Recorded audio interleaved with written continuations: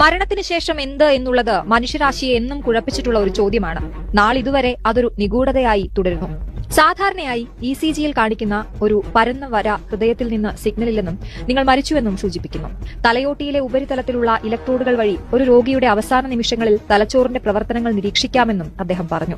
Cardiac മോണിറ്ററിൽ flat line കാണിക്കുന്നതിനാൽ ഹൃദയം നിന്നുവെന്ന് വിധിയെഴുതിയാലും നിങ്ങൾ പൂർണ്ണമായും മരിച്ചിട്ടുണ്ടാവില്ലെന്ന് അദ്ദേഹം വ്യക്തമാക്കി.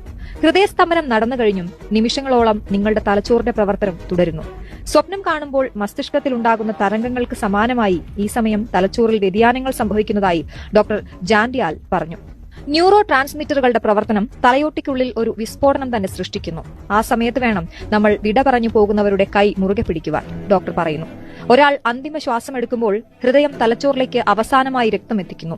നിർണായകമായ ആ അവസാന നിമിഷത്തിലാണ് മസ്തിഷ്കം നിങ്ങളുടെ ഏറ്റവും വലിയ സ്വപ്നം നിങ്ങളെ കാണിക്കുന്നത് എന്ന് ഈ ന്യൂറോ സർജൻ അവകാശപ്പെടുന്നു. മരണത്തെ മുഖാമുഖം കണ്ടവർക്കും മരണത്തിന്റെ വക്കിൽ നിന്ന് രക്ഷപ്പെട്ട് ജീവിതത്തിലേക്ക് തിരിച്ചു വന്നവർക്കും ഇത്തരം സമാനമായ അനുഭവങ്ങൾ ഉണ്ടെന്ന് അദ്ദേഹം കൂട്ടിച്ചേർത്തു.